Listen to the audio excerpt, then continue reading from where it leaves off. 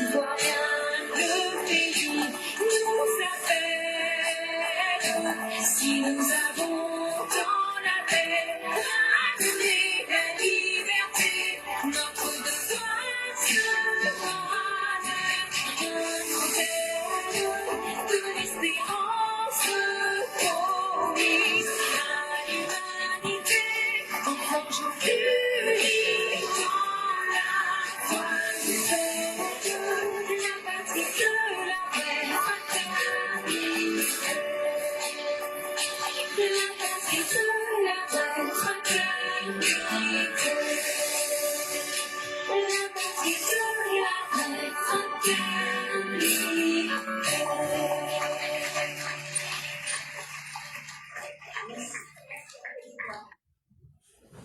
Bonjour mesdames et messieurs, bonjour chères auditrices, bonjour chers auditeurs, bonjour à tous les élèves de la classe éclaireur Pro Vérité. Bienvenue en ce 5 juin 2025 sur votre place préférée, le lieu par excellence où nous cherchons à nous éduquer, à apporter la contradiction et surtout à apporter la lumière de la connaissance. Merci d'être des nôtres, merci de participer à ce festin intellectuel. Aujourd'hui c'est la voix du militant et comme vous le savez, durant la voix du militant, nous n'avons pas grande chose à dire. Tous ceux qui pensent qu'ils souhaitent prendre la parole, vous pouvez vous signaler dès cet instant pour qu'on puisse vous donner la parole. Et donc, dès l'instant même, la parole est complètement ouverte. Et nous attendons que les premières personnes qui souhaitent prendre la parole puissent se signaler pour que vous puissiez parler. Et donc, merci encore infiniment à tous ceux et toutes celles qui, chaque jour, animent la plateforme, apportent surtout de leurs idées et contribuent à faire de ces émissions-là un succès. Vraiment, merci infiniment à chacun et à chacune. Et donc, s'il n'y a pratiquement personne, on sera donc en obligation de fermer. Voilà, parce que ça ne fait pas sens d'attendre ou bien de vraiment ne pas être capable de ne rien dire. Et ça serait une perte de temps pour nous tous. Et donc, il y a Sundiata, le concurrent, qui est déjà là. Et comme je le dis, seulement ceux qui pourront se présenter dans le temps, puisque le temps aussi, il est extrêmement limité. Nous n'avons que 1h10. Et donc, vu qu'il est le seul pour l'instant, on va lui donner la parole. Et peut-être que lorsqu'il finira, en fonction du temps restant, on va essayer donc de laisser la parole avec un temps restant. On ne pourra pas se permettre d'allonger l'émission ou bien d'improviser parce que moi-même je dois aller au travail. Et donc, on va commencer avec Sundiata, le concurrent. Bonjour le concurrent. Allô? Oui, bonjour chef frère. Comment allez-vous? Je vais très bien chez vous. Dieu merci, tout va pour le mieux. Donc, on va vous laisser la parole. Alors, je vous remercie de me donner la parole. Je prends la parole aujourd'hui avec un plaisir particulier. Il faut dire que il est important de dire un peu ce qui se passe dans les pays voisins. Et plus précisément, on va dire du côté de l'AES. Donc, dans un premier temps, nous allons parler de l'AES. Et si nous finissons de parler de l'AES dans un second plan, nous allons parler de l'opposition ivoirienne et plus précisément aussi du petit banquier préhistorique et controversé qui a été définitivement radié de la liste électorale, comme vous savez. Alors, ce qui est important de préciser, nous avons quelques informations que nous allons mettre à la disposition des Ivoiriens en ce qui concerne les attaques djihadistes au Burkina Faso. Depuis pratiquement le dimanche dernier, il y a eu en réalité des déluges d'attaques de part et d'autre du côté du Mali et aussi du Burkina Faso. On ne peut pas se permettre de passer sous silence toutes ces informations comme ça sans trouver de quoi arrêter. Pourquoi? Parce que ce sont nos voisins. Ce sont nos voisins et nous voyons très bien que si les populations ivoiriennes ne sont pas suffisamment informées, il y a péril en la demeure. Non seulement les populations ivoiriennes doivent être informées, mais également nos forces de défense et de sécurité doivent être suffisamment informées aussi pour savoir ce qui se passe et prendre les très bonnes dispositions. Parce que comme on l'a dit, il est important de prévenir que de guérir. Alors, que s'est-il passé exactement le 1er juin? Pour être plus précis, le 1er juin, il y a la base militaire de Boukelsi au Mali qui a été l'objet d'une attaque djihadiste. Et plusieurs soldats des FAMA sont tombés. Il y a eu également des prisonniers.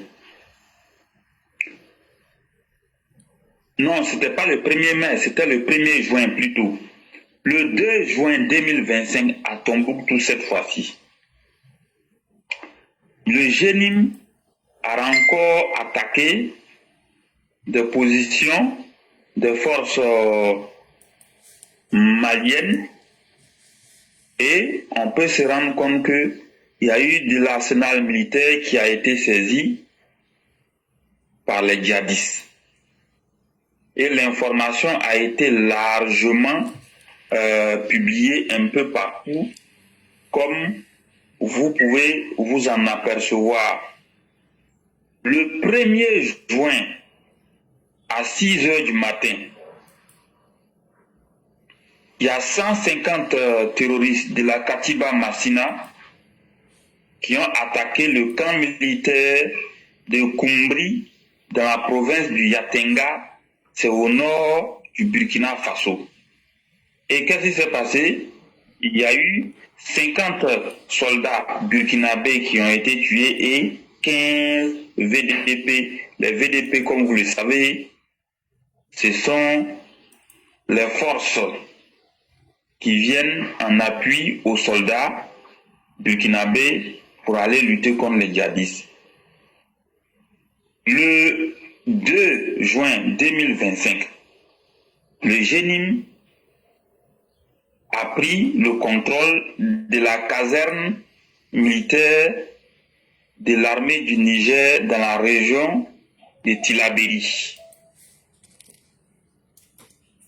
Cette fois-ci au Mali, le 2 juin 2025,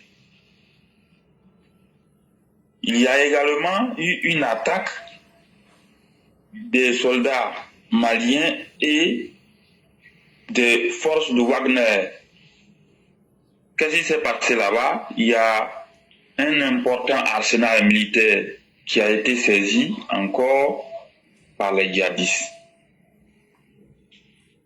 Maintenant, on va vous donner encore d'autres informations sur 5 attaques en moins de 24 heures au Mali. Le 2 juin 2025, le groupe Génim, affilié à Al-Qaïda, à Tombouctou, ils ont pris le contrôle de la porte d'Arawan dans la matinée. Également, à Kidal, il y a un véhicule transportant des soldats maliens et des mercenaires russes qui a été frappé par une mine terrestre À Sikasso, il y a un engin explosif improvisé qui a visé un véhicule militaire malien. Maintenant, entre San et Djeli, il y a eu une attaque armée. À Ansongo, ça c'est à Gao, il y a eu une offensive de djihadistes. Et cette offensive-là avait consisté à attaquer les forces de sécurité maliennes. Ça, c'est une série d'attaques qui a eu lieu au Mali, plus précisément le 2 juin. Toujours au Mali, il y a eu une attaque de caserne à Tombouctou qui a fait 6 morts. Et ce sont les djihadistes qui ont fait cette attaque. Le Génim a attaqué également le dimanche 1er juin 2025 dans la matinée une position des forces armées burkinabè dans la province de Poni à Gao. Au Mali, à Tombouctou, comme je l'avais déjà précisé, il y a déjà eu une attaque là-bas.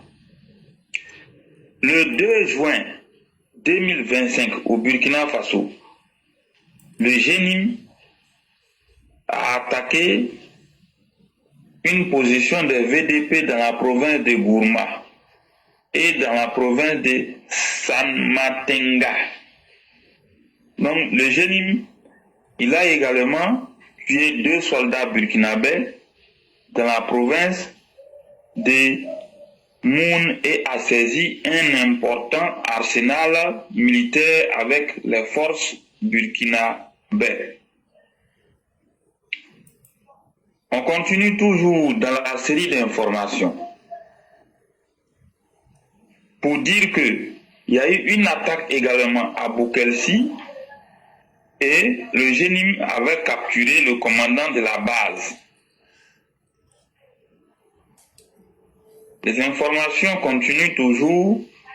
Alors, le 1er juin 2025, dans la localité d'Arbinda, il y a eu une attaque du Génim. Il y a 7 VDP et 12 civils qui ont été tués. Alors, on continue avec la série d'attaques, cette fois-ci au Mali, à Dioura, Sirakorola, Boukelsi. En moins d'une semaine, il y a eu tellement de dégâts matériels et on peut constater ici, j'ai les images sous les yeux, ça ce sont des tueries en masse, mais les images là, on ne peut pas les publier, on ne le fera pas. Dans la province du Yatenga,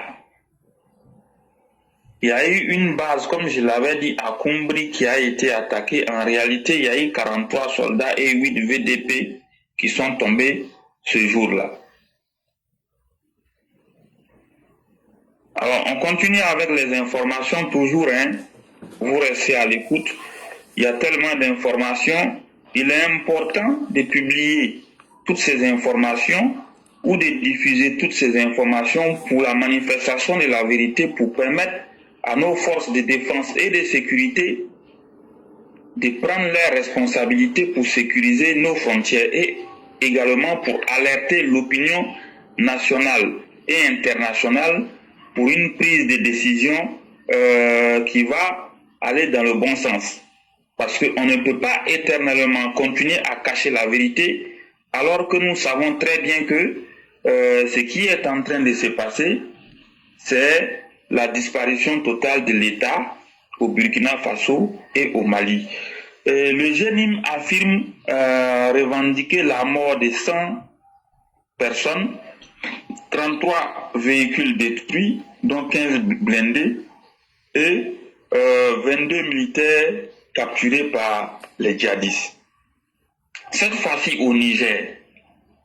Au Niger, comme je l'avais dit, dans la région de Tillabéri, le Génim a saisi un important arsenal militaire avec les forces du Niger. Maintenant, dans la région de San, au Mali, le 3 juin 2025, les terroristes ont attaqué des miliciens Dogon entre Soumabougou et Saoura. Le bilan, il est de 23 personnes tuées. Toujours au Burkina Faso. Cette fois-ci, nous sommes au 4 juin. Au 4 juin, qu'est-ce qui s'est passé? À la veille du 4 juin, il y a eu des attaques simultanées, c'est-à-dire le 3 juin à Kumbri, Tougouri et au port de Ouayougouya et Kaya. Voilà, ça confirme vraiment de plus en plus que les djihadistes sont en train de se rapprocher de Ouagadougou. Donc toutes ces informations-là, elles méritent d'être diffusées, comme je l'ai dit, pour la manifestation de la vérité. Parce qu'on ne peut pas continuer éternellement à mentir aux gens alors qu'il y a quelque chose de très grave qui est en train de se passer. Aujourd'hui, nous sommes au 5 juin 2025. Ce 5 juin 2025, le GENIM annonce avoir attaqué et pris le contrôle de la caserne militaire malienne à Maou, à Sikasso, juste à côté du Burkina Faso. Maou est situé à 136 km de la ville de Bobo-Dioulasso. Donc il est important de faire cette précision également pour permettre aux uns et aux autres de prendre leurs responsabilités. Parce que de plus en plus, ce que nous voyons, c'est que en réalité, comme je l'ai dit, l'État n'existe pratiquement plus. L'État n'existe pratiquement plus dans le Sahel. Voilà. Et toujours au Mali, il y a eu une attaque. Hier, nous étions au 4 juin. Il y a eu une attaque sur le camp militaire de Tessit. Voilà, Tessit est situé dans la zone des 3 frontières entre le Burkina, le Mali et le Niger. Donc, voici une série d'informations que nous voulons mettre à la disposition du public pour dire quoi au juste. La réalité, c'est tout autre chose. Dans l'AES, dans le Sahel, c'est tout autre chose. L'État a disparu au Burkina, au Niger et au Mali. L'insécurité est grandissante. Les djihadistes au Burkina Faso sont seulement à une centaine de kilomètres de Ouagadougou. Ouagadougou est en train d'être encerclé. C'est pareil pour Bamako. Et on voit que rien n'est fait par les putschistes en question pour renforcer la sécurité, pour sauver les populations. Et en lieu et place de ça, on nous sert à la télévision nationale le mensonge, la propagande, les accusations sans fondement. La réalité est celle-là. Donc face à cette situation, il est important que la Côte d'Ivoire, qui fait frontière à la fois avec le Burkina Faso et le Mali, prenne toutes ses responsabilités pour renforcer davantage la sécurité. Parce que comme on l'a dit, quand ça brûle chez le voisin, il faut chercher à éteindre le plus tôt possible pour ne pas que ce feu-là arrive chez soi. Donc la réalité aujourd'hui, là, ça ne va pas du tout dans ces pays-là. Donc quand les gens s'asseyent pour dire que eux, ils défendent l'AES, que tout va bien à l'AES, que IB Cacao, il va défendre ou bien sauver l'Afrique, je ne sais quoi. Et on voit qu'une opposition complètement dépourvue de sagesse et d'intelligence en Côte d'Ivoire qui soutient l'AES, on voit clairement que vraiment cette opposition-là, elle est en train de s'illustrer comme le plus grand ennemi de tous les Ivoiriens. Et on va rebondir sur le deuxième sujet pour dire que hier, la liste électorale a été disponible puisqu'on peut la consulter sur Internet ou bien par téléphone mobile. Donc aujourd'hui, ceux qui ne méritaient pas d'être sur cette liste électorale ont vu simplement leur nom retiré de cette liste électorale. et la justice a fait son travail. La loi a été appliquée dans toute sa rigueur. Qu'à cela ne tienne, il y a des individus qui pensent qu'ils sont au centre du monde. Ils ont saisi une cour de justice de l'ONU. Ça, c'est leur problème. Mais la Côte d'Ivoire n'est pas sous tutelle onusienne. La Côte d'Ivoire, aujourd'hui, se porte très bien. La Côte d'Ivoire n'est pas en crise, donc le processus électoral ira à son fin. À sa fin plutôt. Le processus électoral ira à sa fin. Donc, ceux qui se lèvent, qui racontent ce qu'ils veulent, ça c'est leur problème. Voilà. Mais une chose est sûre, tout se passe très bien et les choses iront dans le bon sens. Et nous voulons à nouveau interpeller toutes les forces vives de la nation, les forces de défense et de sécurité, les autorités sécuritaires compétentes pour dire que le PDCI RDA a commencé à menacer, qu'il allait prendre les rues. Il n'y a pas de problème. C'est le contraire qui nous aurait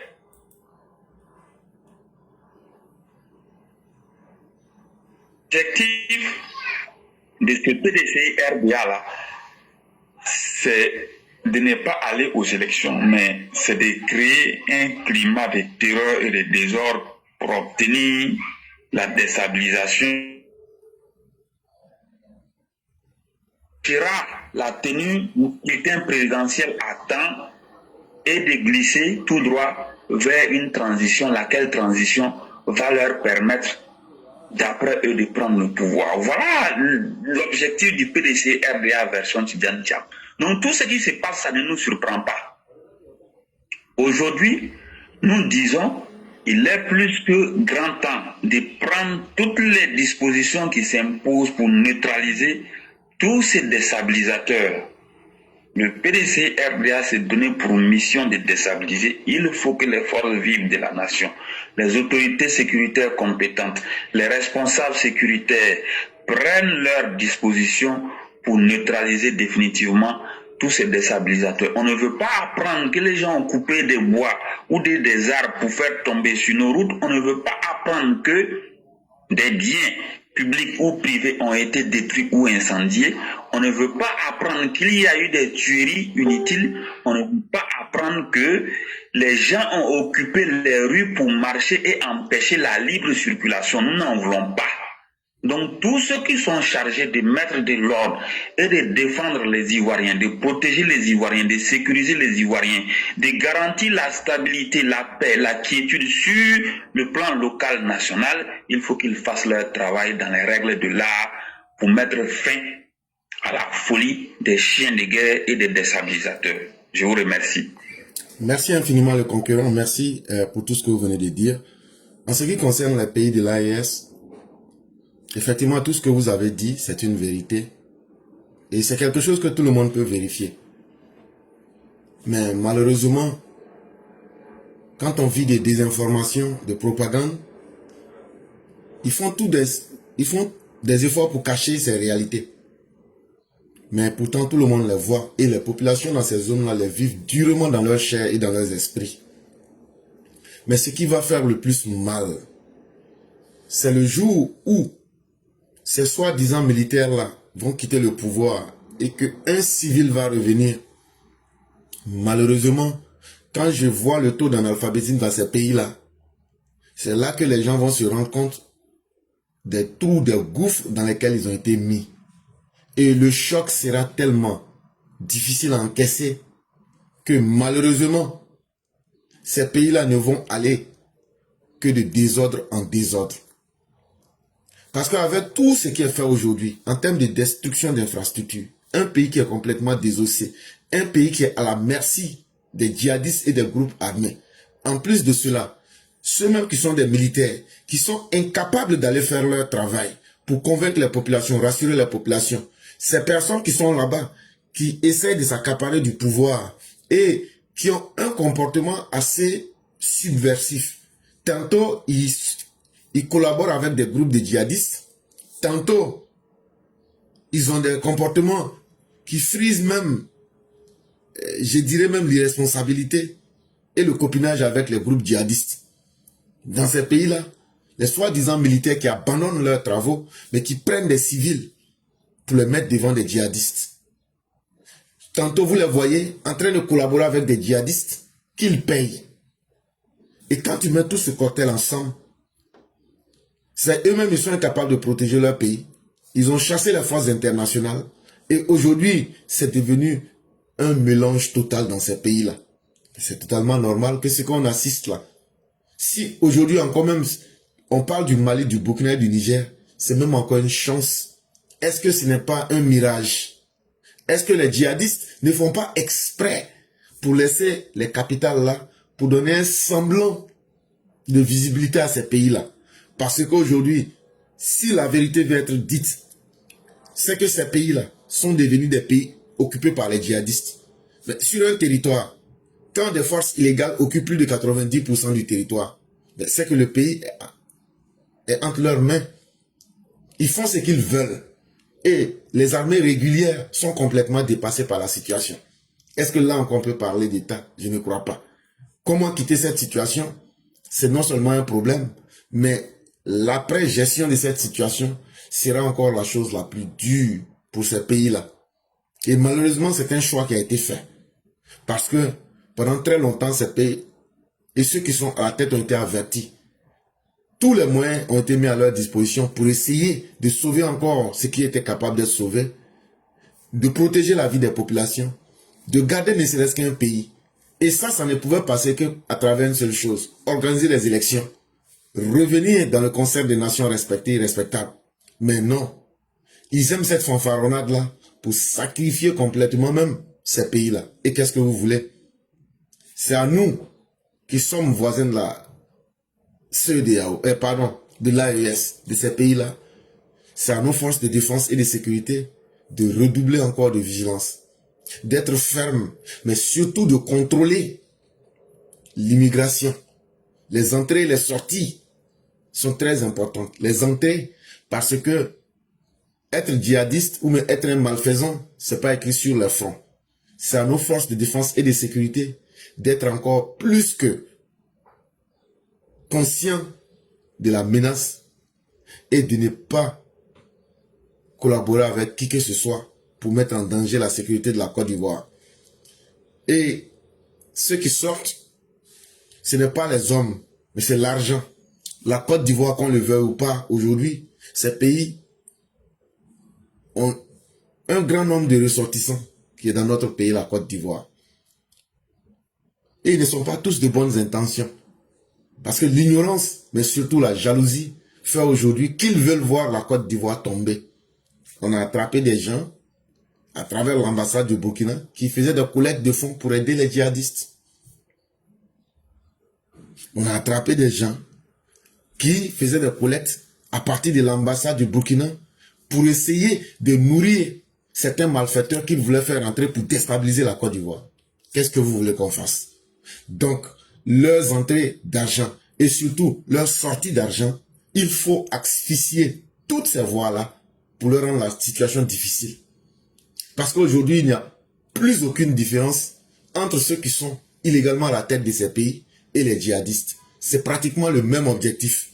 Quand vous voyez des camps qui sont pris, ce sont des armements qui sont pris, ce sont des moyens militaires qui sont pris. Et quand vous voyez la facilité et puis la coordination, ça veut dire, c'est fait avec méthode, ça vous interpelle pour vous dire, non, il doit certainement avoir une complicité entre ceux qui sont là aujourd'hui, parce que eux, ils ont un intérêt à ce que les djihadistes puissent prospérer. C'est devenu un peu comme la relation Elon Musk et Donald Trump.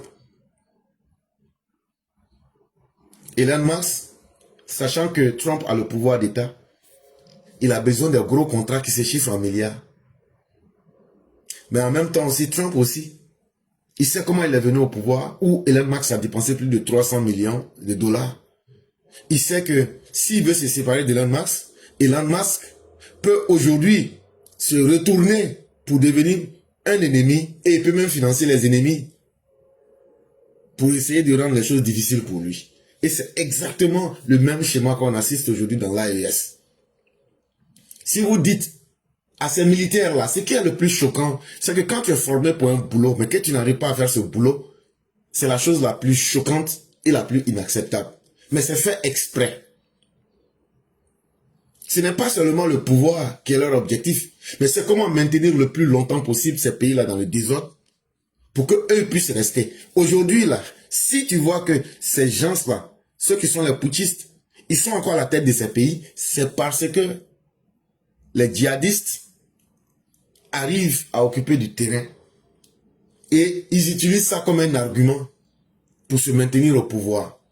Et en même temps aussi, les djihadistes aussi ont intérêt à ce que ces bandits-là puissent exister, même si c'est dans une portion de terre qu'on appellera la capitale Bamako ou bien Ouagadougou ou bien Niamey, pour qu'il y ait un semblant de légalité, pour que un peu d'argent, quand je parlais de visibilité, pour qu'un peu d'argent, pour qu'ils maintiennent un semblant de contact avec le monde extérieur. Parce que au nom du droit international, ces putschistes-là, il y a un minimum d'argent qui rentre et il y a un minimum de canal qui fait que ils peuvent encore bénéficier de quelques avantages au nom du droit à sauver des populations en danger. Donc voilà un peu le piège dans lequel ces pays-là sont. Et c'est extrêmement grave et c'est extrêmement dangereux. La question qu'on doit se poser aujourd'hui, nous, la Côte d'Ivoire, malheureusement étant voisin de ces pays-là, il ne faut plus s'amuser avec notre sécurité. Il faut corser la sécurité. Et surtout, les populations doivent aujourd'hui réfléchir dans un autre cycle mental. On n'est plus dans une période normale. C'est vrai que le mal, on ne le voit pas chez nous. Mais tout porte à croire que l'intention, que ce soit des djihadistes ou bien même des voyous qui sont à la tête de ces pays, c'est de voir aujourd'hui la Côte d'Ivoire sombrer.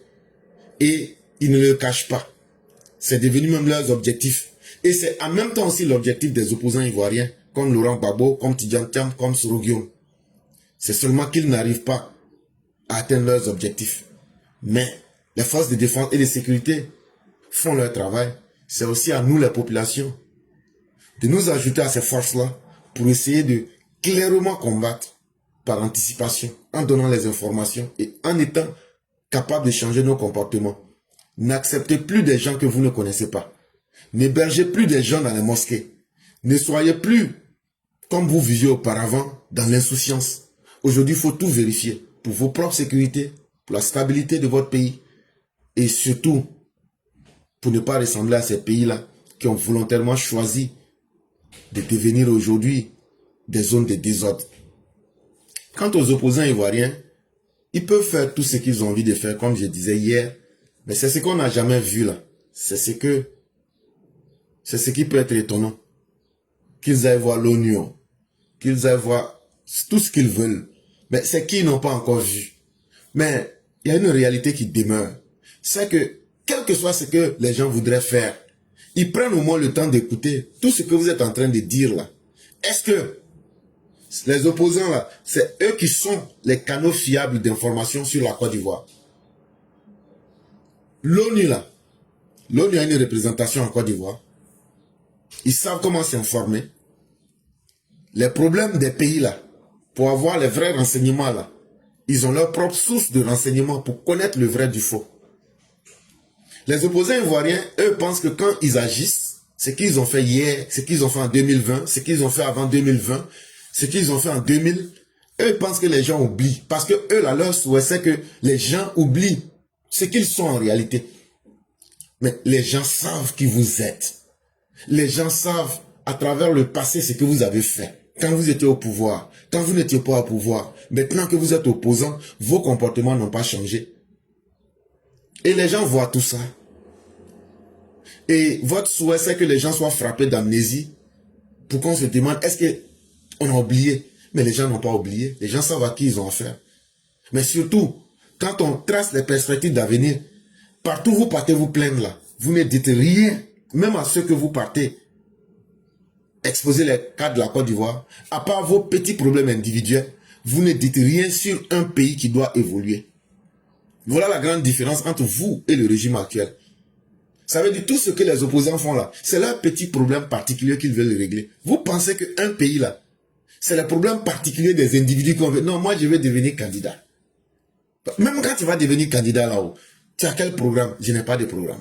Bon, quand tu vas devenir candidat là-haut, est-ce que tu es connu. Non. Quand tu vas devenir candidat, là, ça va changer quoi? Le langage même que vous dites là n'est pas adapté. Donc voilà autant de lacunes. Et comme les gens ne sont pas bêtes, les gens font semblant de les écouter. Mais après là, tout va à la poubelle. Parce qu'un pays qui est dirigé par des gens responsables et sérieux, quand on voit, on connaît. Et un pays où il n'y a pas d'opposants suffisamment intelligents pour jouer le rôle d'opposant, pour éclairer les populations. Les désinformations, aujourd'hui, les sites d'analyse d'informations prennent aujourd'hui les quantités de désinformations sur la Côte d'Ivoire, par exemple, on se dit, mais c'est le gouvernement qui devrait être capable aujourd'hui de cacher la vérité. Mais il se trouve que ce sont les opposants qui multiplient les mensonges, qui se promènent même pour donner des informations qui sont contestées par les organismes internationaux. Quand Tidjane Thiam va donner des mauvaises informations très fausses sur, par exemple, la Côte d'Ivoire, l'IDH et beaucoup de choses, mais que des institutions comme le PNUD ou bien l'ONU ressortent pour venir dire, voilà les vrais chiffres qui sont là. Mais ça veut dire quoi? Ça veut dire que ce sont des gens qui sont désavoués. Ça veut dire que la réalité est déjà connue. Comment vous voudrez diriger un pays, mais vous-même, votre passe-temps, c'est de passer à saboter ce pays-là? Est-ce que ces gens qui ont investi en Côte d'Ivoire peuvent vous faire confiance? Parce qu'il y a leurs intérêts qu'ils regardent d'abord. Et on n'a jamais vu quelqu'un qui sabote un pays. Et en même temps, dire quand je vais venir, c'est là maintenant je vais faire le contraire de ce que je disais. Ça fait que vous n'êtes plus sérieux et vous n'êtes pas crédible. Et Dieu merci, le monde entier s'en rend compte. Et le régime en place maintient la capacité du sérieux et le travail qui est fait pour convaincre le monde chaque jour. C'est ce qui fait que vous voyez les investisseurs, vous voyez les grands événements se tenir et vous voyez les grandes personnalités de ce monde passer par Abidjan parce qu'ils savent aujourd'hui et voient la grande différence entre une gestion sérieuse et responsable et l'irresponsabilité, la fanfaronnade. Vraiment, merci beaucoup le concurrent. Merci de nous avoir tenus en haleine. Merci d'avoir donné toutes ces informations auxquelles on a pu apporter quelque chose qui, j'espère, pourra aider les uns et les autres à comprendre. Vraiment, merci beaucoup et excellente soirée à vous. Je vous remercie beaucoup également. Très bonne émission à tout le monde. Merci beaucoup. Et donc, comme on le disait au début de l'émission, on avait souhaité que les gens puissent se signaler le plus tôt. Malheureusement, cela n'avait pas été le cas.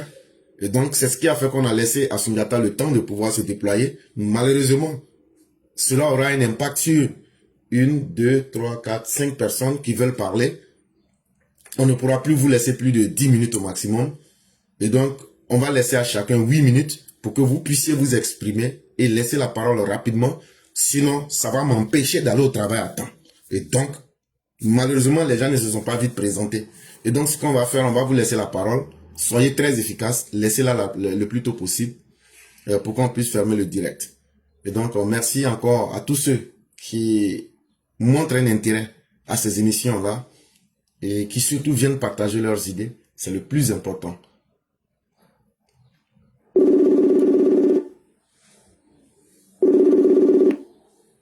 Allô? Allô, éclaireur, bonjour. Bonjour. Vous m'entendez? Oui, on vous entend, mais le son est un peu lourd. Oui, donc, comme vous n'avez pas le temps, moi je vais laisser ma place parce que j'ai mon rendez-vous qui vient d'arriver. Excusez-moi. Non, ok, il n'y a pas de problème. Oui, Y a pas de merci problème. beaucoup. Merci beaucoup.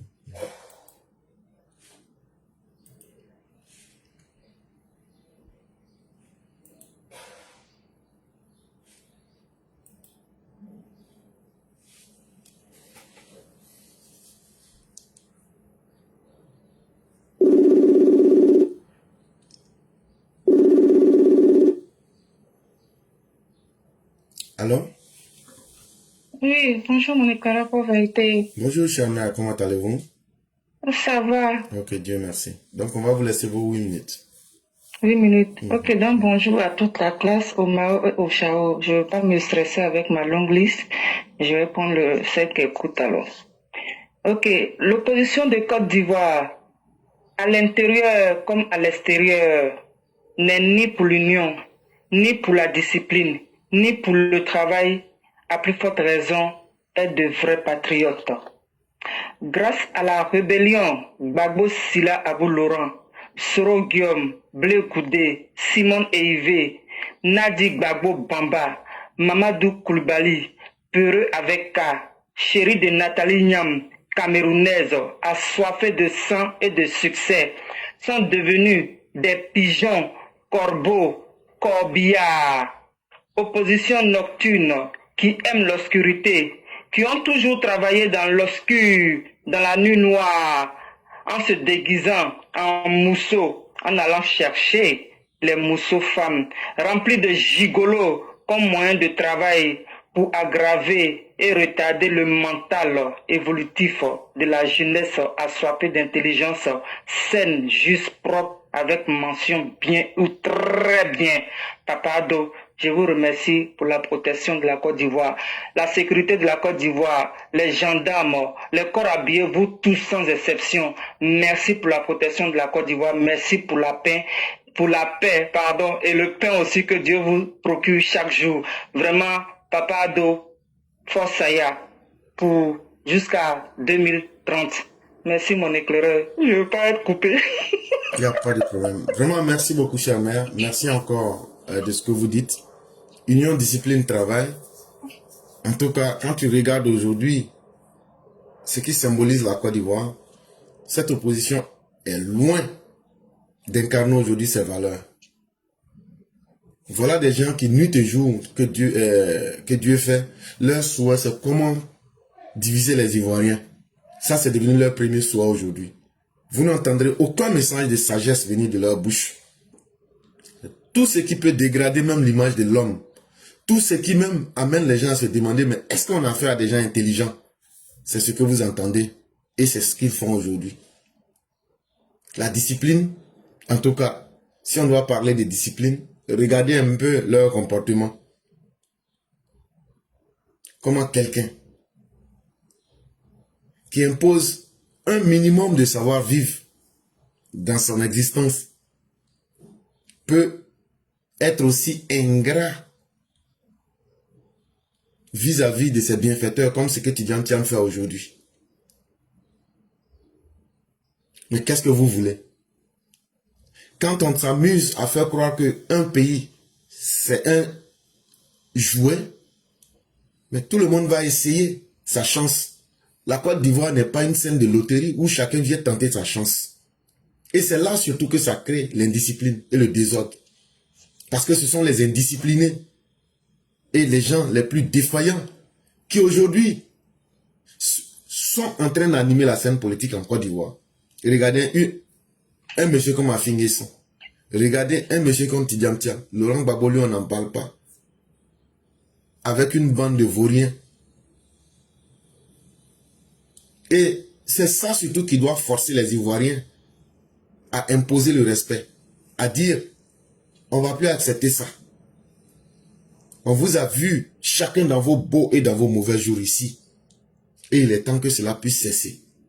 Et là, lorsqu'on vient finir pour parler de travail, ceux qui travaillent en Côte d'Ivoire, on les connaît. Et ceux qui savent travailler en Côte d'Ivoire, on les connaît. Mais il y a des gens qui pensent que eux, là, leur spécialité, là, quand les autres finissent de travailler, ceux qui savent travailler finissent de travailler, là, eux, leur spécialité, c'est de venir pour bouffer. Il ne faudrait pas que les Ivoiriens se trompent. Ce qui fait que beaucoup aujourd'hui courent pour dire je vais être politicien, mais je vais faire la politique là. C'est parce que aujourd'hui là, le niveau où se trouve la Côte d'Ivoire, avec aujourd'hui le potentiel économique de la Côte d'Ivoire, c'est ça qui attire toutes ces personnes là. Parce qu'on va parler on va dire les grands mots, on va faire les grandes théories. Personne ne rentre dans quelque chose s'il n'y a pas de raison. Quelle est la raison qui fait aujourd'hui que des gens qui n'ont même pas pu stabiliser leur propre vie, des gens qui n'ont même pas pu se respecter eux-mêmes pour regarder leur âge, comme les Laurent Gbagbo, pour se dire, même ma vie de couple là, je ne peux pas me comporter comme un adolescent ou bien comme un jeune marié. Et je vais m'accorder du respect. Des gens qui n'ont pas pu gérer leur vie maritale. Des gens qui n'ont même pas été capables même d'apporter un plus depuis qu'ils sont là. Des gens même qui se distinguent par leur capacité à avoir détruit notre école, comme les Blé Goudé, les Soroguium. Comment se fait-il que ces gens-là Aujourd'hui, c'est eux qui sont en train de courir partout pour dire qu'eux vont gérer un pays. Des gens comme la fille qui n'arrivent même pas à gérer un parti politique. Est-ce que ça va vous étonner s'ils n'arrivent pas à gérer un pays? Il ne faudrait pas que les Ivoiriens s'amusent. Les gens, quand on parle tous les jours, les gens pensent que c'est un amusement. On vient pour faire plaisir aux oreilles des gens. Mais c'est notre destin, c'est notre avenir qu'on est en train de jouer comme ça. Et ce n'est pas un film où on dit comment on s'est trompé, bon on va aller en arrière et puis on va reprendre. Il faudrait que les gens quittent dans ça. C'est vrai que le pays est tranquille aujourd'hui, le pays va bien, mais c'est parce qu'il y a un homme fort, il y a quelqu'un qui a de la méthode et il y a quelqu'un qui a de la rigueur. Et c'est parce que ces résultats rapportent qu'on minimise l'effet destructeur de ses opposants, de ses maléfiques et de ses maléfistes. Ce n'est pas parce qu'aujourd'hui, Alassane Ouattara est fort que ça veut dire que les opposants ils ne valent rien. Ils essayent le mal à tous les niveaux qu'ils peuvent pour essayer de vous, les Ivoiriens, vous tirer vers le bas, vous ramener dans une sale condition. Mais comme les dirigeants actuels anticipent et prennent tout le temps sur les événements pour toujours être au devant des choses, on a l'impression que tout se passe bien et que tout est tranquille. Mais ça, c'est un piège et il ne faut pas, tout n'est pas tranquille. C'est parce que tout est maîtrisé. Mais est-ce que on aura toujours les mêmes dirigeants? Si aujourd'hui, il n'y avait pas des dirigeants qui ont la tête assez froide et qui ont les capacités d'être en avant sur ces opposants-là, la Côte d'Ivoire, chaque jour que vous allez vous réveiller, ça serait comme au Burkina, au Mali. Si ce n'est pas Blé Goudé qui est en train de manipuler les gens, ça sera Soro Guillaume qui est en train de créer le désordre quelque part. Ça sera Gbagbo qui est en train de manipuler des corporations. Ça serait surtout Tidiam Thiam qui aujourd'hui se dit qu'il n'a plus rien à perdre. Il est prêt aujourd'hui à essayer tous les scénarios pour essayer d'exister d'abord, même s'il sait qu'il ne vaut rien. Et ça là, faut pas sous-estimer. Et ça là, faut pas s'amuser avec. C'est pourquoi il faut apporter toute l'aide qu'il faut aux dirigeants actuels. Parce que l'aide qu'on apporte aux dirigeants actuels, c'est pas aux dirigeants eux-mêmes, c'est à nous-mêmes d'abord. C'est comment aider ces dirigeants-là à sécuriser encore mieux notre avenir et surtout les avantages qu'on a déjà. C'est nous, on sait, les 15 dernières années, là, du 11 avril 2011 jusqu'à aujourd'hui, au 5 juin 2025, les souffrances que chacun de nous a affrontées, les efforts qu'on a fait pour reconstruire nos vies, là, c'est nous, on connaît. Les opposants, là, eux, ça ne leur fait ni chaud ni froid. Eux, là, ils sont déjà milliardaires. En réalité, là, ils viennent s'amuser avec votre vie. En réalité, comme je vous l'ai dit, là, eux voient tout ça comme une scène de loterie. On va essayer. On s'en fout, on n'a plus rien à perdre. La politique nous a déjà tout donné. Donc là, si on essaie que ça marche là, tant mieux. On ne fera qu'augmenter encore notre capacité de pouvoir faire du mal aux Ivoiriens.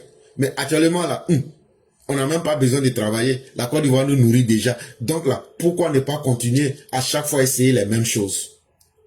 Il faut obliger ces opposants-là en leur mettant des nouveaux défis en face. Les opposants ivoiriens là, il faut les rééduquer en mettant des nouveaux défis en face d'eux. Et ces nouveaux défis-là vont les obliger à changer leur manière pour devenir un peu sérieux. Et ça, c'est très important. Vraiment, merci beaucoup, chère mère. On va vous souhaiter une excellente soirée et toute la grâce de Dieu. Merci à vous, mon éclaireur pro-vérité. Bonjour, bonsoir à toutes Mao et Chao. Et bonne journée à tous et à toutes. Merci Sans oublier mes parents aussi, les éclairer aux États-Unis. Merci infiniment, chère mère. Et nous vous en souhaitons autant. Et que la grâce de Dieu soit sur chacun d'entre nous tous. Merci beaucoup. Merci beaucoup.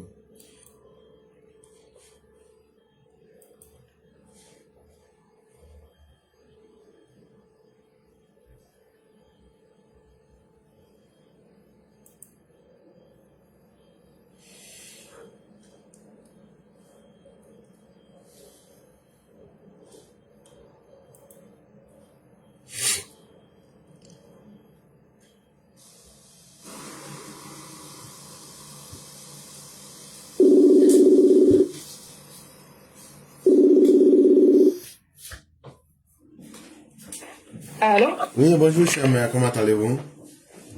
Bonjour éclaireur, je vais bien. Et vous? Dieu merci, tout va bien. Et la santé?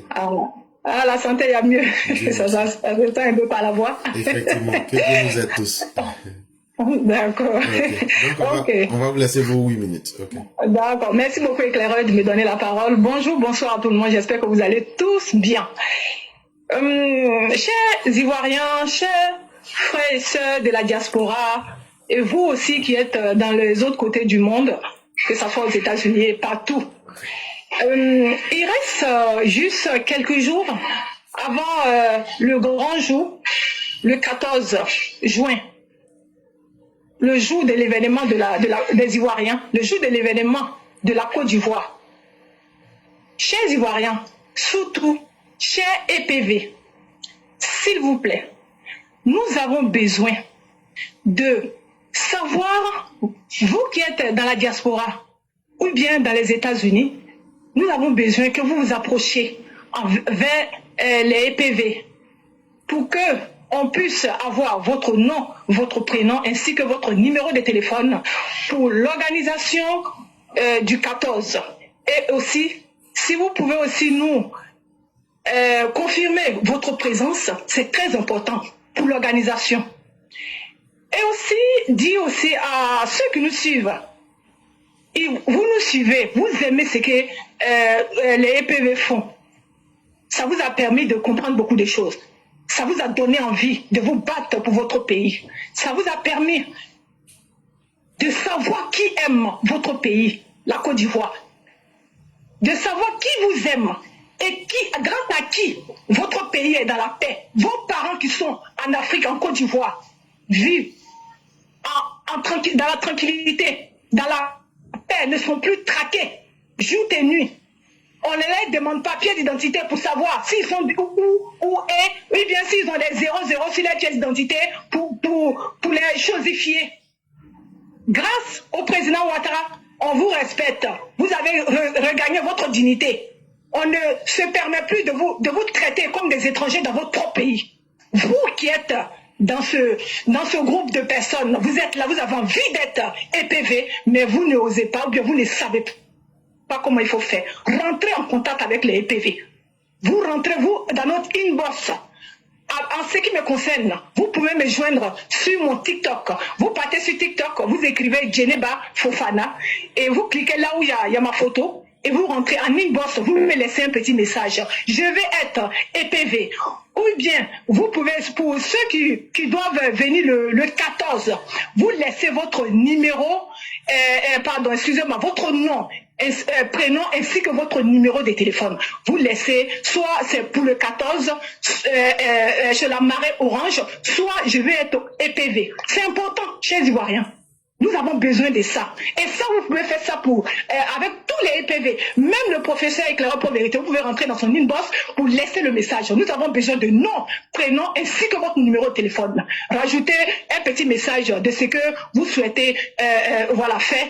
Il n'y a pas de problème. Nous avons besoin de ça. Nous avons besoin de montrer notre force. Chers EPV, vous qui êtes dans la diaspora, vous qui êtes partout, nous avons besoin de votre présence. Le 14 juin, à partir de midi, à la place de la Bastille, nous allons tous nous trouver. C'est une bonne occasion pour nous trouver tous là-bas. Les EPV seront là. Et vous pouvez venir pour qu'on se retrouve physiquement pour montrer notre capacité de force. Vous êtes nombreux, vous êtes forts, vous êtes déterminés, vous voulez vous battre pour votre pays. Ne nous enseignons pas comme ça, chers Ivoiriens. Ceux qui disent que oui, moi, la politique, en fait, ça m'intéresse pas trop. Faites attention. Ceux qui étaient dans leur maison hier, là, eux, ils n'ont rien demandé. Ils sont allés les trouver dans leur maison. On les a enlevés à côté de leurs enfants et leurs femmes pour aller les faire disparaître. Ils n'ont rien demandé, ils n'étaient pas politiciens. Le seul tort et le seul erreur qu'ils ont eu, c'est de ne pas s'intéresser dans ce qui se passe dans leur pays. C'est de ne pas s'intéresser de ce qui arrive, de tout faire pour mettre fin à ce qui arrive dans leur pays. L'injustice qui était dans leur pays, l'ignorance qu'ils étaient dedans, la pauvreté qu'ils étaient dedans dans leur pays, la saleté, le fait que les dirigeants d'avant faisaient tout pour laisser le pays en retard, en s'enrichissant au dos des Ivoiriens. Nous ne voulons plus ça. Chers Ivoiriens, la tranquillité que nous avons aujourd'hui là, c'est grâce à la bataille des autres que nous avons cette tranquillité-là.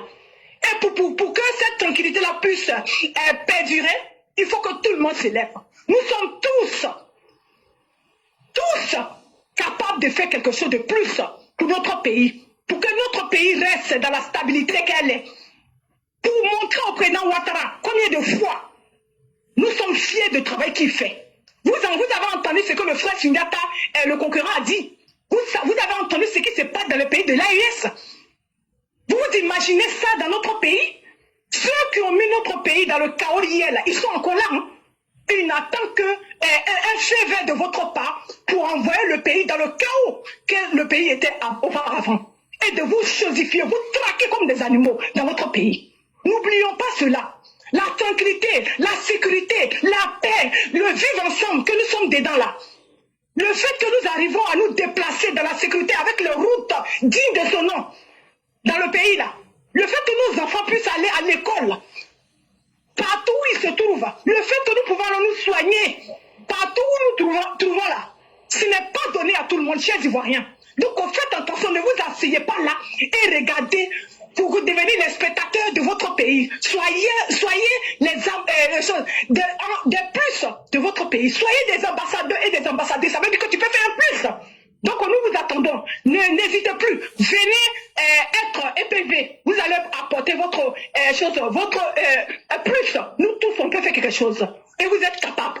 Voilà ce que je voulais vous dire. Je vous souhaite une très bonne journée. Et on attend au plus vite vos messages pour qu'on puisse rentrer en contact avec vous pour vous expliquer la suite des choses. Bonne soirée, bonne journée à tout le monde et puis à bientôt. Merci beaucoup. Au revoir. Merci infiniment, chère mère. Merci encore pour ce message qui est plus que clair. Et vraiment, tout ce que vous avez dit, c'est tellement bien dit que ce que je vais ajouter simplement, c'est que la communication que nous menons et l'événement du 14 juin 2025, partout dans les grandes capitales du monde, les opposants voient l'impact. Et depuis hier, on voit des fake news qui circulent. Ils sont en train de tromper les gens. Que ça sera le samedi 21 juin, tous à la place de la République à 12 h à Paris, blablabla. Ne vous trompez pas. Et si tu es militant RDR, tu es Alassaniste, tu es un vrai militant, faut pas te renseigner avec quelqu'un. Faut pas aller voir ce que les autres disent. Faut te renseigner avec quelqu'un en qui tu as confiance. Et il n'y a pas deux dates. Il n'y a qu'une seule date. C'est la date du 14 juin 2025. Tout le reste là, c'est de la distraction. Faut pas aller dire, ah, comme j'avais vu quelque part, tu t'es renseigné avec qui? La personne avec qui tu t'es renseigné là, est-ce que c'est quelqu'un qui est crédible? Est-ce que c'est quelqu'un qui donne des vrais renseignements? C'est pourquoi il faut bien se renseigner. Et c'est très important. Et le fait qu'on informe les gens, ça donne son impact. Il y a des gens qui ne veulent pas que cette manifestation-là ait lieu. Il y en a même au sein du RHDP. Mais qu'est-ce que vous voulez? C'est comme ça. Mais il faut que cet événement ait lieu. Et pour que cet événement ait lieu, il faut que vous soyez à la hauteur d'imposer le respect en ayant les bonnes informations. Le 14 juin 2025. À tous ceux qui veulent devenir des EPV, la méthode a été donnée et elle est très simple et claire. Vous rentrez en contact avec n'importe qui a un EPV. La personne va vous indiquer, en fonction de là où vous vous trouvez, les personnes qu'il faut joindre. C'est à vous de faire les premiers pas. Il n'y a pas de mystère. Vraiment, merci beaucoup, chère mère. On va vous souhaiter prendre l'établissement, beaucoup de santé et surtout la grâce de Dieu.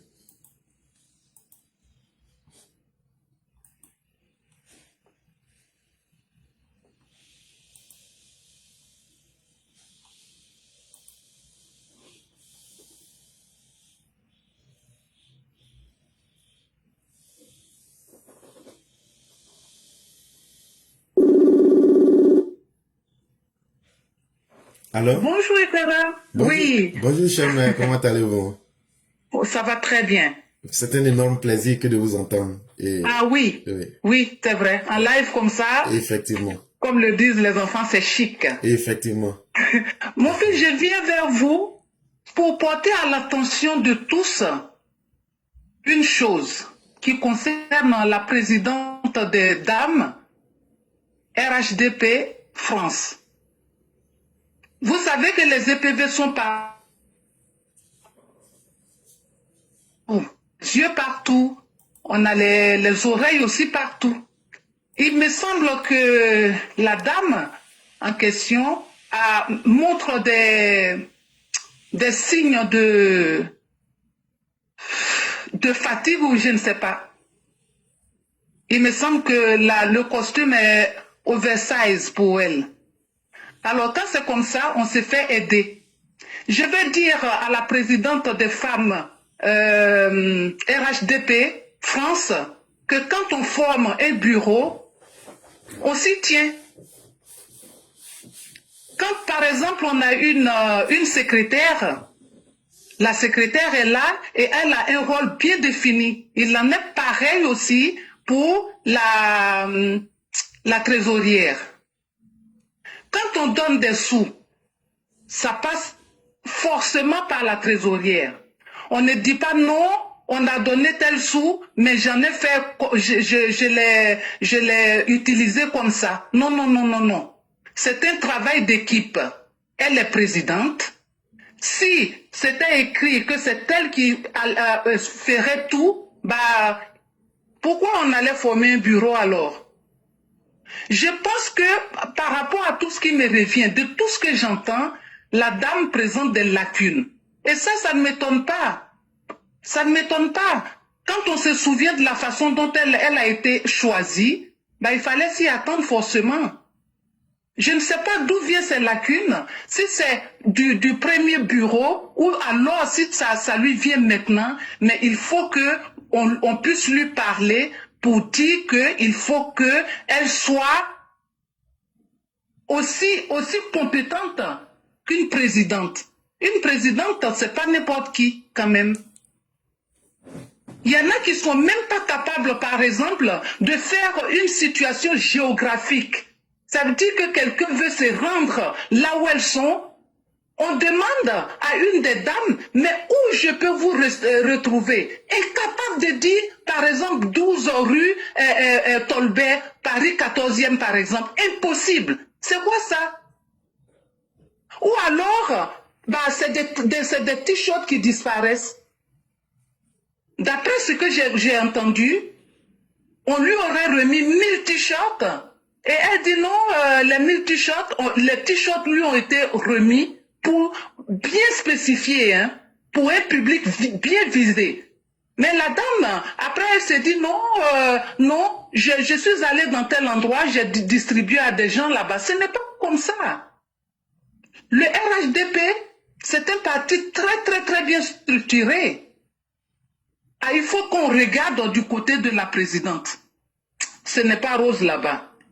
Ce n'est pas rose. Mais j'ai mes yeux, j'ai mes oreilles. Si ça continue, je reviendrai, mais là, je serai je vais pas faire je vais pas pardonner, hein. Tout sera dit. Et j'écoute. Et j'ai les yeux sur elle. Merci. Merci infiniment, chère mère. Nous sommes tous pour l'intérêt du RHDP. Et notre objectif, c'est que notre passage soit remarqué. Autant nous sommes prêts à soutenir tous ceux qui veulent réellement travailler pour faire plaisir aux militants et surtout pour faire plaisir au docteur Ouattara. Autant on sera très exigeant envers les uns et les autres. Ça, il faudrait que les gens se mettent ça en tête. Le RHDP est une organisation trop peu sérieuse pour qu'on veuille diriger des postes stratégiques comme si on était en train de faire des tontines de quartier. Ce que vous dites là, je sais que vous n'êtes pas quelqu'un qui parle au nom de la passion. Ce sont des choses vérifiées et vérifiables. Mais moi, de toute façon, là, moi, je vais appeler Odé pour lui dire. Ce que vous avez dit là, Moi, je vais l'appeler et puis je vais lui dire. Quand tu prends un manteau et que c'est lourd, tu peux pas là, tu laisses. On ne peut pas former un bureau. Et l'improvisation va prendre le dessus. Alors que demain, chacun sera jugé en fonction du rôle qui lui a été dévolu, qui lui a été donné. C'est dès maintenant qu'il faut mettre les points sur les i. C'est dès maintenant qu'il faut clarifier les situations. S'il y a un bureau qui a été mis en place, c'est qu'une seule personne ne peut pas faire le travail. On ne peut pas aussi faire le travail dans l'improvisation. Et déjà, avec ces premiers signes-là, est-ce que ça augure? Est-ce que ils pourront tenir pour mobiliser les femmes et pour faire ce que le travail qui est demandé par le RHDP depuis Abidjan? Et ça pose beaucoup de questions. On n'a rien contre quiconque. Ce n'est pas un problème de personne, mais c'est un problème d'efficacité. Si Alassane Ouattara n'était pas efficace là, on allait lui dire ça et puis lui dire de quitter. Quand on sait qu'on ne peut pas faire un travail là, on ne vient pas trahir les millions de personnes qui sont là. On n'a pas besoin de figurants.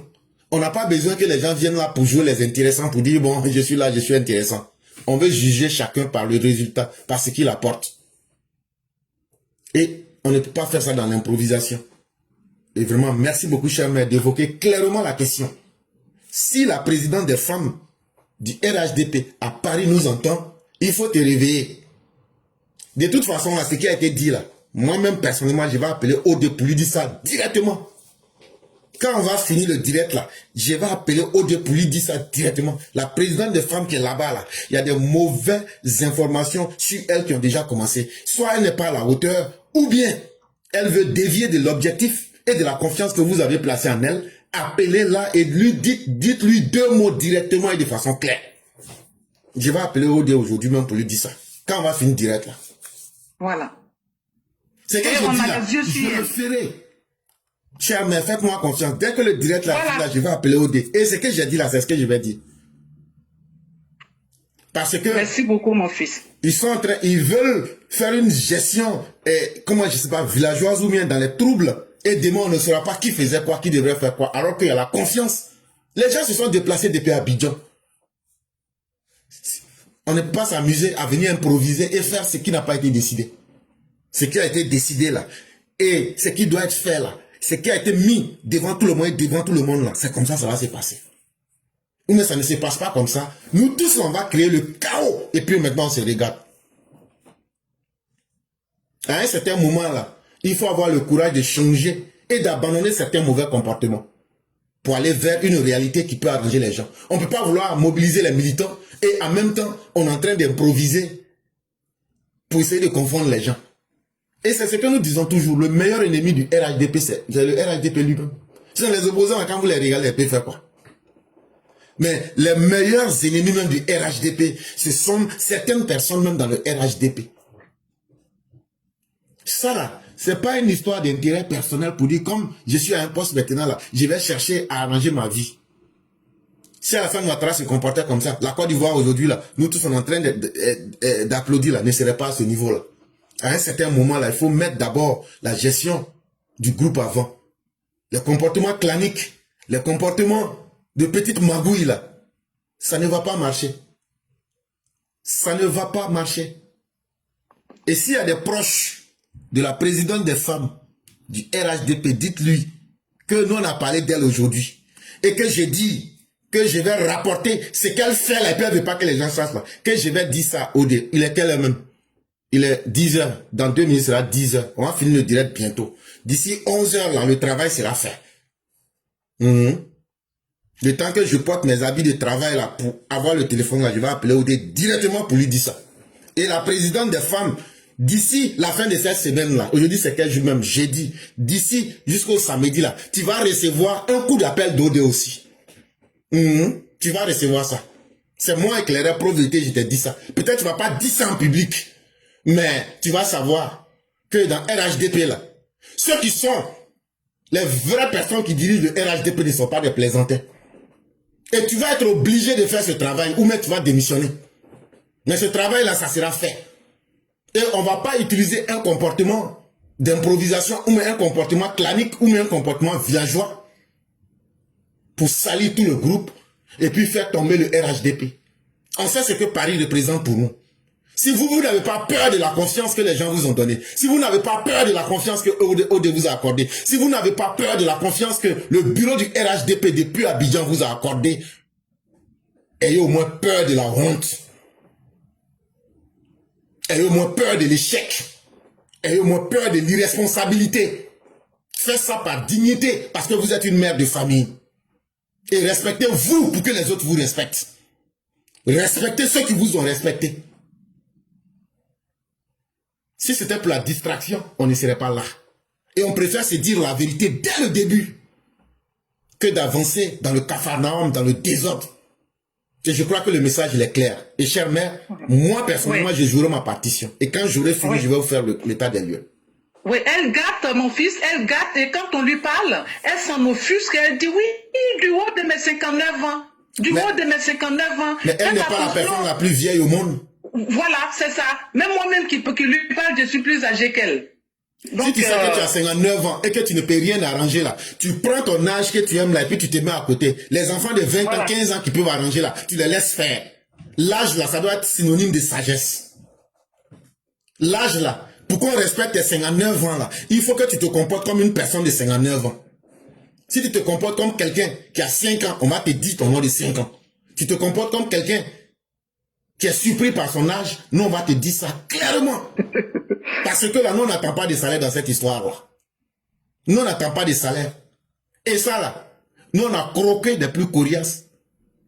Et donc là, nous on ne peut pas être dans quelque chose et puis ça va mal se terminer. Il faudrait que chacun assume sa partition. Ton âge là, il faut garder. Ceux qui ont du respect pour leur âge et puis ne veulent pas qu'on touche leur âge là, ils vont dans les maisons où il y a les vieilles personnes. Là-bas, là, ils font concurrence d'âge. Politique, là, c'est pas concurrence d'âge. Hein. Ça doit être bien clair. Et vraiment, merci beaucoup, chère mère. Merci beaucoup. Merci.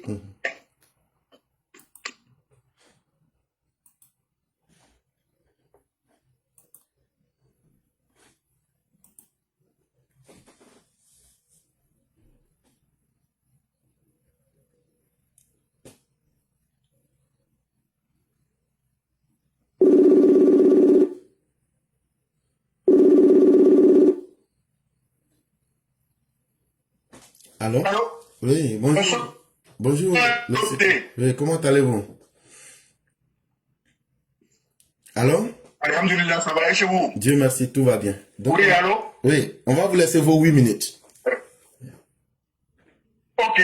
Bon, éclairé, comme on n'a pas le temps, je vous dis bonsoir, bonsoir à toute la famille. Je dis bonsoir à tous les Mao, bonsoir à tous les Chao, bonsoir à toute la classe. Et bonsoir au président de la République, son excellence M. Alassane Ouattara, et bonsoir à tous les Ivoiriens. Éclairé, avant de commencer, nous avons un événement, les EPV, le dimanche 8 juin 2025, à partir de midi, à Rony-sous-Bois, pour installer nos sections et nos bases. Vraiment, tous les EPV sont invités de partout pour qu'on puisse assister vraiment l'événement qui va se passer. Chers parents, on appelle tout le monde. Tout le monde doit se rendre pour venir voir, venir s'informer, pour rentrer à la République. Si je dis la République, nous avons commencé un combat ensemble, on doit aller ensemble, on doit terminer ensemble, on doit être au même niveau d'information tous. Chers parents, le dimanche 8 juin 2025 à Rony-sous-Bois. Si on peut, vous pouvez rentrer avec n'importe qui pour avoir les renseignements, les adresses. Je ne veux pas donner l'adresse publiquement, mais demain, je vais concerter les dévanciers. Si je peux donner les adresses directement, je vais venir les donner. Mais tout le monde est invité. Les mères et pères et les fils. Voir ce que EPV dit et en même temps rencontrer les responsables, entendre de leur bouche pour tout ce qu'on est en train de faire, pour dire que ce n'est pas du jouet. Nous avons un passé. Éclairé l'a dit. On n'a pas les mêmes manières de communiquer.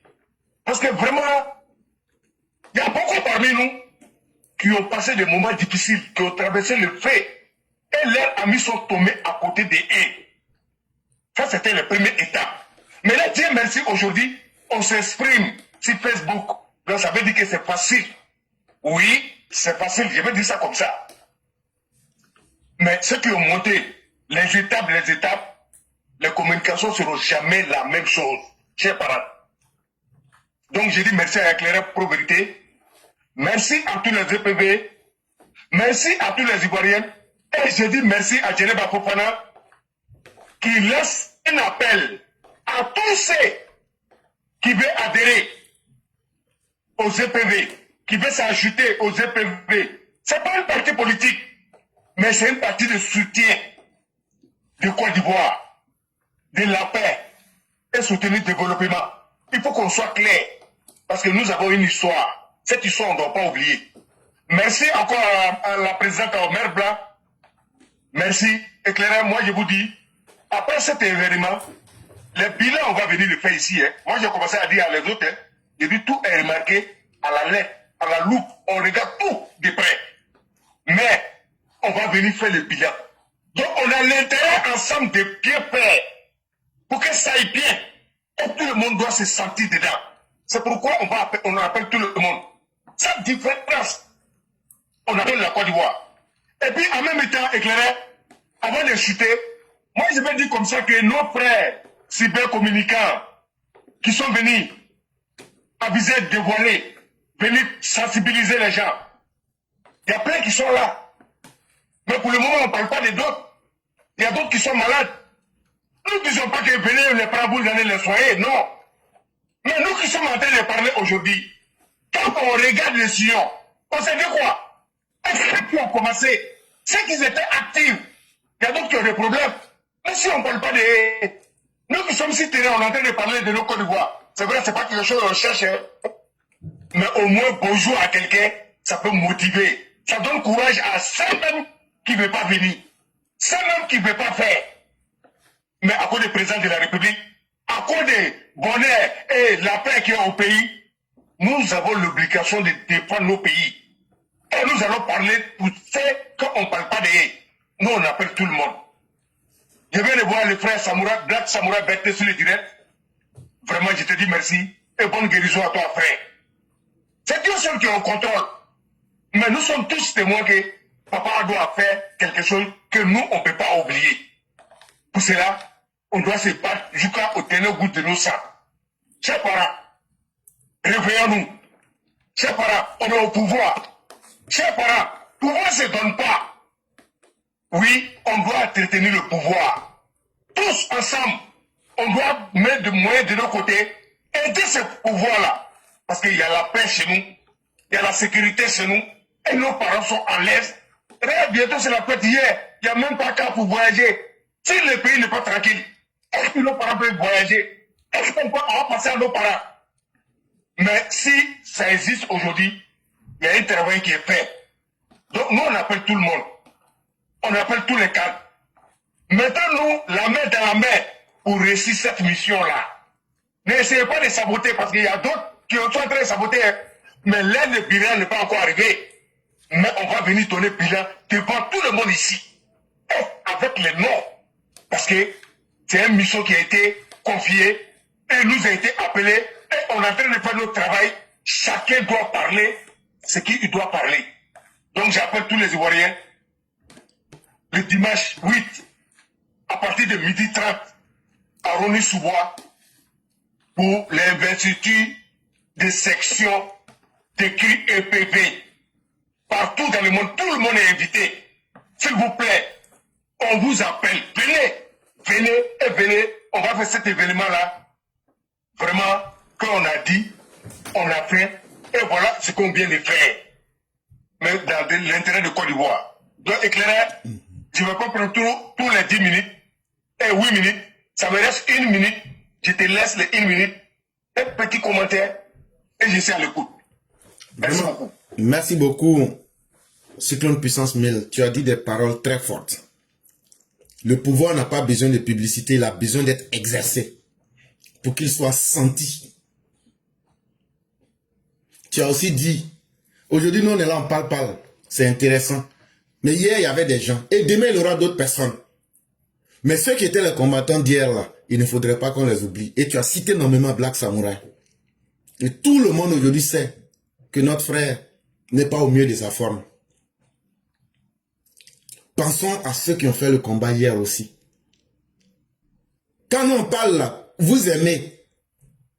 Mais vous aimez parce qu'on est en bonne santé aujourd'hui. Parce que ce qu'on dit c'est intéressant. Mais demain là, si on n'est plus en bonne santé, demain là, si on a des problèmes, ce qu'on fait aux autres aujourd'hui là, c'est la même chose aussi qu'on va nous faire demain.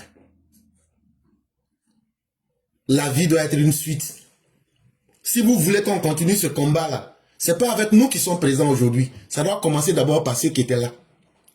Reconnaissons et saluons et encourageons les efforts de ceux qui étaient là. Ce n'est pas mauvais, ça s'appelle la reconnaissance.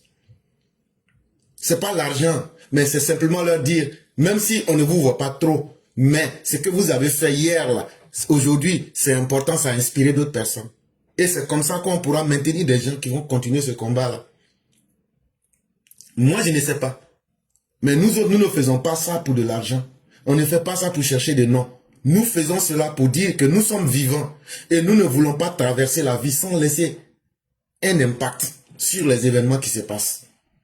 D'autres peuvent penser qu'on est bête. Mais dans la vie, là, personne n'est père.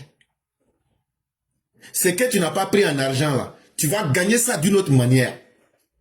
Tu peux gagner ça en santé, en dignité. Et c'est Dieu qui peut satisfaire un homme. Toi-même, tu fais quelque chose, tu dis, tu t'en fous. Mais c'est que Dieu a décidé là. S'il doit te faire, quand ça vient, ça vient. Sachons nous souvenir des différentes époques. Il y a eu hier, respectons ceux qui ont fait hier. Il y a eu aujourd'hui, et demain aussi sera un autre jour. Soyons un parti qui se souvient de ses combattants à tous les niveaux. C'est vraiment très important. Et tu l'as dit, il y a un comité, il y a déjà un comité des EPV qui est déjà à Paris et qui soutient. Tu as déjà tout clarifié. Mais il y a encore un autre comité qui sera mis en place. Je crois, comme tu l'as dit, c'est ce dimanche 8 juin 2025. Je ne maîtrise pas forcément le nom du lieu, mais tu as déjà donné les informations. C'est aux uns et aux autres de bien écouter l'information. Et pour ceux qui veulent être présents, et participer aussi, et devenir aussi membre même de ce bureau de comité là, qui pour soutenir le RHDP, au nom des EPV, soyez présents et soyez là. C'est ça la vraie réalité. Et vraiment merci. Dire qu'on aime, c'est être aussi capable de faire aussi quelque chose. Et donc on attend des gens qui peuvent être des faiseurs, et non simplement ceux qui peuvent apprécier. Et vraiment merci beaucoup, Cyclone Puissance 1000, et que la grâce de Dieu demeure en nous.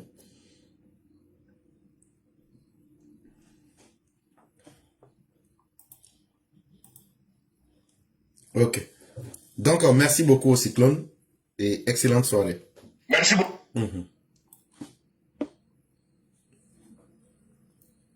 Mesdames et messieurs, nous allons aller avec la toute dernière personne. Et ça sera Mère Sali et c'est avec elle que nous avons terminé. On dit merci à tous ceux qui nous ont suivis. Merci à tous ceux qui ont donné de leur temps. Et merci surtout de partager les informations aussi essentielles qu'utiles. On va installer un nouveau comité de base. Et l'aîné Kouna demande dit qu'il en aura jusqu'à 8 au nom des EPV à Paris. Bonjour chère mère, comment allez-vous? Bonjour professeur, je vais bien, et toi-même? Dieu merci, tout va très bien. Et la famille? La famille va très bien. Et de votre côté? Alhamdulillah. Que Dieu fasse grâce. Amin, amin, amin, amin. Donc on va vous laisser la parole. Ok. Bonjour à tous les EPV, Facebook, TikTok, bonjour à vous. Vraiment que Dieu nous garde dans ses grâces. Et on va dire encore merci à Dieu pour ce jour d'Arafat qui nous a donné tous, surtout les musulmans. C'est aux musulmans que je m'adresse. Vraiment, on va dire merci à Dieu pour ce jour d'Arafat. Et vraiment que Dieu exauce toutes nos prières. et qu'il nous fasse vivre beaucoup d'Arafat. Demain, c'est la fête de Tabaski, je crois bien. Hein? C'est demain la fête de Tabaski. Donc, ceux qui n'ont pas eu la chance de pouvoir tuer un mouton à cause des moyens financiers, ne vous en faites pas. Tout ce que Dieu nous demande, c'est la piété du cœur. Voilà, l'éclaireur, il a bien développé ça ici, on a tous compris. Sinon, il y a Cabri aussi qui est moins cher. Lui, là, à côté, on ne le regarde même pas. Mais c'est à cause des féticheurs, là. Parce que les féticheurs, là, c'est leur travail qui est Cabri, là. C'est à cause ça, les gens ne veulent pas Cabri. Il y a Haricot même. Tu payes Haricot 10 000. Les féticheurs ont gâté le nom de Cabri. C'est pas les gens ne veulent pas prendre Cabri. Sinon, Cabri est moins cher. Ah! Mais c'est pas grave, c'est qu'ici, c'est la piété qui compte. Voilà, Dieu connaît l'intérieur de tout un chacun. Voilà, Dieu sait qui est pur, qui vraiment suit son chemin ou pas. Et vraiment que Dieu nous met parmi ses élus. Et que vraiment la fête de Tabaski, en tout cas, allez-y manger. Vous qui mangez mouton de Côte d'Ivoire, ne vous moquez pas de nous. Si vous moquez, nous, nos moutons aussi sont en forme ici comme ça. Ne vous moquez pas de nous. Si vous moquez de nous là, vous allez voir, diarrhée qu'à vous prendre là. Surtout les cohérales, les gens qui font la dit la métousse là. Si vous vous moquez de nous là, tellement diarrhée va vous prendre. Et ok, l'éclaireur, voilà, vraiment, merci beaucoup. Je vais aller comme ça avec avec notre match notre fête du 14. Voilà, pour dire aux gens que quand même, en diaspora là, quelqu'un qui va dire qu'on m'a trompé des dates à Wallahi, tu n'aimes pas Papa Ado. Nous tous on a internet. Nous, tout le monde a internet à la diaspora, surtout même je parle pas, l'Afrique on peut dire ça peut être cher. Mais tous ceux qui sont en France et aux États-Unis par exemple, là, Canada là, non, nous on peut pas dire qu'on nous a trompé des dates. On peut pas dire ça. Parce que nous tous on fait qu'on a dit le 14. Et le 14, on ne fait que répéter partout. Donc, c'est toi qui dis qu'on t'a dit que c'est 21 ou bien c'est 32 là. Ça, c'est toi-même là même, tu ne voulais pas partir. Donc, faut pas mentir à quelqu'un. C'est clair quoi, parce qu'on va concéder la vérité. Nous sommes à la diaspora, en Occident, on ne peut pas dire qu'on a problème d'internet. Ça, je suis désolé. Et puis, tout le monde a une page des réseaux sociaux. Tout le monde. TikTok, il y a des gens qui n'ont pas TikTok, ils ont Facebook. Donc, il y a YouTube, tout ça. On ne peut pas dire que là, on se fait tromper des dates et les publications sont partout. Celui qui ne va pas au 14, il va dire que c'est à cause des dates. Lui-même, il sait qu'il n'est pas sincère avec le RIDP et puis c'est tout. Donc, il ne faut pas chercher à nous faire dire ici qu'il y a des trucs qui passent. On dit 14. Maintenant, si toi, tu es parti faire pour toi 35 ou 32 là, c'est que c'est toi-même qui as voulu faire ta fête le 32. On dit le 14, tous les enfants de Papa Ado qui sont à la diaspora, qui veulent lui être reconnaissant et qui veulent encore lui demander qu'il soit là encore en 2025 là.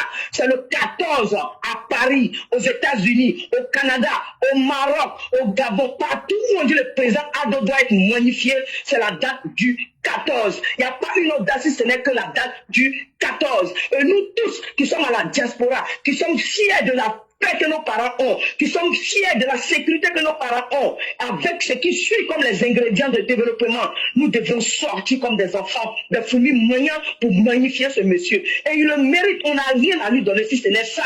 On n'a rien à lui donner si c'est ça. Une journée de notre vie sacrifiée pour magnifier notre président, c'est grand pour nous-mêmes. Ça va nous grandir, ça ne peut pas nous rabaisser si ça ne peut pas nous grandir. Donc toute personne qui dira qu'on t'a dit une autre date, c'est que toi-même là, tu n'es pas sincère avec le RIDP. Tu as ta propre date à toi. Donc ne mentons pas sur des fake news. Les fake news, cette fois, ça ne peut pas prendre parce que nous sommes tous en Occident. On a l'internet et on est sur les pages des réseaux sociaux. Personne ne peut dire qu'il a été trompé. Celui qui va être trompé n'est pas un vrai RIDP, n'est pas un digne fille. Le 14 jours, nous devions sortir comme des fourmis manières. Et les GPV, on ne peut pas être EPV si on n'aime pas la vérité. Ça c'est clair. Si tu aimes la vérité, tu aimes le PV. Parce que nous, les GPV, tout ce que nous on veut, c'est la vérité. On veut la justice. Nous sommes contre l'injustice. Le professeur éclaireur est contre l'injustice. Et c'est ça qui nous a amenés, nous tous autour de lui. Nous sommes contre l'injustice. Et vraiment, les EPV, que tu sois partout dans le monde, en tout cas, si tu es un EPV, tu es vrai, tu vas être EPV, il n'y a pas de souci, comme on vient de vous dire tout à l'heure. Nous sommes contre l'injustice et nous sommes pour le bien-être de la population ivoirienne. Nous sommes pour le bon déroulement du gouvernement. Voilà. Donc, c'est ça. L'éclaireur, je vais m'arrêter là. Et puis, j'ai un message à dire à mes femmes. Nous, les femmes, pardonnez, entretenez vos seins. Je vous ai dit ici que le beurre de karité, le massage des seins protège contre le cancer de sein. J'ai une amie ici, une américaine, qui est venue me dire que moi, mon beurre de karité, c'est un médicament. Je lui ai dit non. C'est parce que tu m'as dit qu'on t'a dit que tu dois aller à ton rendez-vous et qu'on t'a dit qu'il y a des boules dans tes seins, que je t'ai dit, tiens, faut aller masser les seins. Je lui ai montré comment il devait faire. Je lui ai dit, moi, la corps d'une femme, là, ça peut pas m'exciter. Donc, viens te montrer comment on fait. Je lui ai montré tout. Elle allait faire sa chose. Elle me dit, elle est venue me voir hier, toute contente avec un cadeau à la main pour me dire merci. Quand elle est partie à son rendez-vous, on lui a dit, les boules ont disparu. Les femmes, massez vos seins. Massez bien vos seins. Si vous ne pouvez pas les masser, tenez à vos maris. Ils vont les masser bien pour vous, puis masser en bas de vos aisselles. Parce que les boules là aussi peuvent commencer par là et rentrer dans les seins qui donnent des douleurs de seins. Surtout les femmes qui ont déjà atteint l'âge de 40 ans. Et vous les jeunes filles d'aujourd'hui là, faites têter vos enfants. Ça aussi, ça protège contre le cancer. Parce que quand vous allez commencer à partir dans les 45 ans, vous allez voir l'effet dans vos seins. Donc massez les seins, s'il vous plaît, les femmes. S'il vous plaît, et maintenant que Dieu protège Papa de son gouvernement, que Dieu protège tous ceux qui l'entourent, que Dieu vraiment protège toutes nos forces de l'ordre qui permettent à Papa de nous donner la paix, la sécurité, et vraiment que Dieu nous garde tous, et toi-même l'éclaireur, que Dieu te donne santé, longévité, pour que tu puisses toujours être là à nous égayer avec la santé. Merci, je m'arrête là. Merci beaucoup, chère mère. Merci surtout de vous préoccuper de la santé de nos mamans, de Mao, et surtout avec des conseils à l'appui. Il n'y a pas quelque chose qui est mieux que la santé. Et venir de façon altruiste, informer les gens, avec des preuves à l'appui, je crois qu'on ne peut pas demander mieux. Mais tant qu'il y a des chaos comme Cyclone puissance 1000, il y a des chaos comme l'aîné Kone Adama, le cancer sera combattu. Et ça, c'est pour juste plaisanter. Mais soyons déterminés. Soyons conscients et aidons-nous en nous informant. C'est important. Chers parents, l'événement c'est le 14 juin. Il ne faut pas chercher à mettre 2 dates dans ta tête. Tu aimes le président, sois là. Viens faire partie de l'histoire. C'est ce que le monde te demande aujourd'hui. Et c'est la meilleure chose que tu pourras faire. Vraiment, merci à vous-même, chère mère. Merci à tous ceux qui ont animé. Malheureusement, on a un de nos frères qui s'est signalé très tard. On n'a pas pu le prendre. Le frère IF. Mais ce n'est que partie remise. Un autre jour, on pourra lui donner la parole pour qu'il puisse s'exprimer. Et vraiment, à tous ceux qui nous ont suivis, merci infiniment et que la grâce de Dieu demeure à nous. Donc, chère mère, on va vous laisser la conclusion. Merci bien, professeur. Merci infiniment. Demain, un autre jour. Bonne fête de Tabaski à tous, la Côte d'Ivoire, toute la diaspora, à tous les enfants de Papa Ado. Bonne fête. Et les chrétiens, allez-y manger chez vos amis musulmans là. Voilà, c'est la même chose. Allez-y manger. Ok, bonne fête de Tabaski. Vraiment que Dieu nous garde toujours, qu'il nous protège et qu'il protège tout notre cher pays à la tête avec notre très cher Papa Ado. Merci, professeur. Je m'arrête là. Merci beaucoup, chère mère. Merci à tous ceux qui nous ont suivis. Demain sera un autre jour. Que la grâce de Dieu demeure en chacun de nous. Excellente soirée à chacun et à chacune. Et merci encore. Merci infiniment.